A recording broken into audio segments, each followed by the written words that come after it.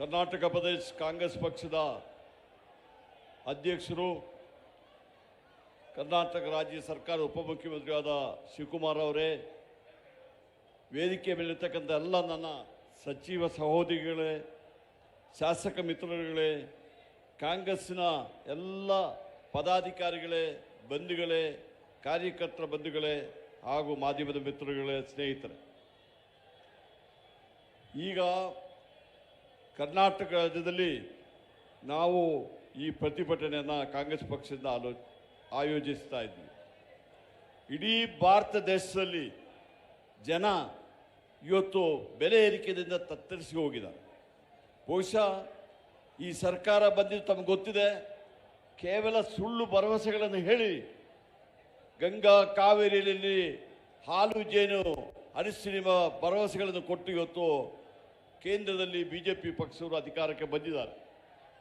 ಅಧಿಕಾರಕ್ಕೆ ಬಂದಿದ್ದಾಗದಿಂದ ಜನಪರವಾದ ಯಾವುದೇ ಕಾರ್ಯಕ್ರಮ ಮಾಡದೆ ಜನರ ಶೋಷಣೆಯನ್ನು ಮಾಡ್ತಾ ಜನರಿಂದ ತೆರಿಗೆಯನ್ನು ಹಿಂಡಿ ಇವತ್ತು ತಮ್ಮ ಸ್ವಾರ್ಥ ರಾಜಕೀಯವನ್ನು ಮಾಡಿ ಸ್ವಾರ್ಥಕ್ಕೋಸ್ಕರವಾಗಿ ಅಧಿಕಾರದಲ್ಲಿ ಇದ್ದಾರೆ. ಬಹುಶಃ ತಾವೆಲ್ಲ ನೋಡ್ಬೋದು, ಪ್ರಧಾನಿ ಮೋದಿಯವರು ಅಧಿಕಾರಕ್ಕೆ ಬರುವ ಮೊದಲು ಯಾವ ಭಾಷಣ ಮಾಡಿದ್ದಾರೆ, ಯಾವುದ ಸುಳ್ಳಿನ ಸರಮಾಲೆಯನ್ನು ಹೇಳಿದ್ದಾರೆ. ಅದರಲ್ಲಿಯೂ ನೋಟುಗಳನ್ನ ಡಿಮಾನಿಟೈಸೇಷನ್ ಮಾಡಿದಾಗ ಇಡೀ ರಾಷ್ಟ್ರಕ್ಕೆ ಸಂದೇಶ ಕೊಟ್ಟರು. 15 ದಿವಸದಲ್ಲಿ ಎಲ್ಲ ಕಪ್ಪು ಹಣ ನಾವು ಇದು ಮಾಡ್ತೀವಿ, ಟೆರರಿಸ್ಟ್ ನಿಲ್ಲಿಸ್ತೀವಿ ಎಲ್ಲ ಹೇಳಿ ಇವತ್ತು ಹಲವಾರು ವರ್ಷಗಳಾದರೂ ಸಮೇತ ಯಾವುದನ್ನೇ ಇವತ್ತು ಅವರ ಭಾಷಣವನ್ನು ತಾವು ನೋಡ್ಬೋದು.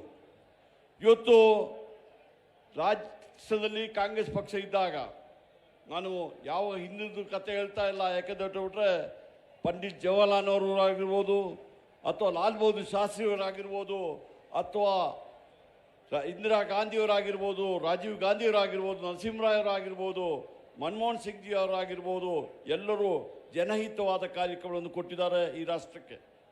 ಬಹುಶಃ ಇವರು ಬಂದ ಮೇಲೆ 10-12 ವರ್ಷಗಳಾಗಿದೆ, ಜನರಿಗೆ ಯಾವುದೇ ಒಳ್ಳೆ ಕಾರ್ಯಕ್ರಮವನ್ನು ಕೊಡಲಿಲ್ಲ. ಯಾವ ಕಾಂಗ್ರೆಸ್ ಪಕ್ಷ ಕಾರ್ಯಕ್ರಮವನ್ನು ಹಾಕೊಟ್ಟಿದ್ದೀವಿ ಅದರ ಹೆಸರುಗಳನ್ನು ಬದಲಾವಣೆ ಮಾಡ್ತಾರೆ ಹೊರತು ಅದಕ್ಕೆ ಸರಿಯಾದ ಹಣ ಸಮೇತ ಕೊಡಲಿಲ್ಲ. ತಮ್ಗೆ ಗೊತ್ತಿದೆ, ಇವತ್ತು right to education, right to food ಪ್ರತಿಯೊಂದು ಸಮೇತ ಕೇಂದ್ರದಲ್ಲಿ ಕಾಂಗ್ರೆಸ್ ಸರ್ಕಾರ ಕೊಟ್ಟಿದ್ದು. ಅದೇ ರೀತಿಯಲ್ಲಿ ನಮ್ಮ ರಾಜ್ಯದಲ್ಲಿ ಸಿದ್ದರಾಮಯ್ಯಜಿಯವರ ನಾಯಕತ್ವದಲ್ಲಿ ಇವತ್ತು ನಮ್ಮ ಕಾಂಗ್ರೆಸ್ ಪಕ್ಷ ಇದ್ದಾಗ ಹಲವಾರು ಒಳ್ಳೆ ಕಾರ್ಯಕ್ರಮಗಳನ್ನು ಆಗಿದ್ದೀವಿ. ಇವತ್ತೇನಾದರೂ ಕೋವಿಡಲ್ಲಿ ಜನ ಬದುಕಬೇಕಾದ್ರೆ ಬಹುಶಃ ಆ ಕಾರ್ಯಕ್ರಮಗಳಿಂದ ಅದು ನರೇಗಾ ಆಗಿರ್ಬೋದು, ಅನ್ನಭಾಗ್ಯ ಕಾರ್ಯಕ್ರಮ ಅದರಿಂದ ಬದುಕಿದ್ದಾರೆ.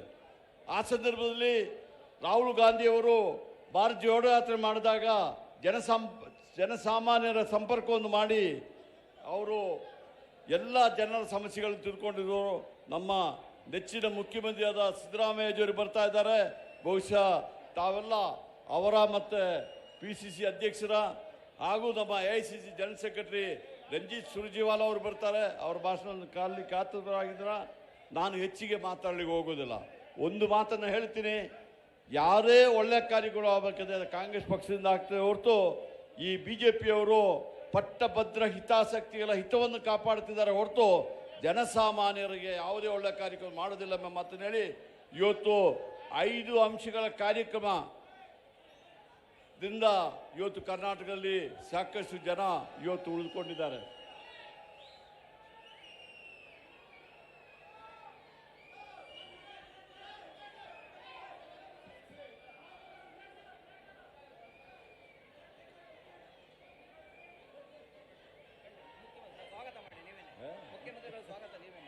ಸನ್ಮಾನ್ಯ ಮುಖ್ಯಮಂತ್ರಿಗಳು, ಜನಪ್ರಿಯ ನಾಯಕರು, ಕರ್ನಾಟಕ ರಾಜ್ಯದ ಜನರ ರಕ್ಷಣೆಗಾಗಿ ನಿಂತಿರುವ ನಮ್ಮ ಎಲ್ಲರ ನೆಚ್ಚಿನ ನಾಯಕರಾದ ಸಿದ್ದರಾಮಯ್ಯಜಿಯವರನ್ನ ಈ ಒಂದು ಇದಕ್ಕೆ ಪ್ರತಿಭಟನಾ ಸಮಾರಂಭಕ್ಕೆ ಸ್ವಾಗತವನ್ನು ಮಾಡ್ತಾ ಇದ್ದೀನಿ. ಬಹುಶಃ ಇನ್ನೂ ಬೇರೆ ನಾಯಕರು ಮಾತಾಡ್ತಾರೆ. ನಮ್ಮ KPCC ಅಧ್ಯಕ್ಷರು ಅವರು ಮಾತಾಡ್ತಾರೆ. ಮಾತನ್ನು ಹೇಳಿ ನನಗೆ ಅವಕಾಶ ಮಾಡಿಕೊಟ್ಟು ತಮಗೆ ವಂದಿಸಿ ಈ ಪ್ರತಿಭಟನೆಗೆ ಸಂಪೂರ್ಣವಾಗಿ ಜನಪರ ಇದೆ ಎಂಬ ಮಾತನ್ನು ಹೇಳಿ ನನ್ನ ಮಾತುಗಳನ್ನು ಮುಗಿಸ್ತೀನಿ. ಜೈ ಹಿಂದ್, ಜೈ ಕರ್ನಾಟಕ.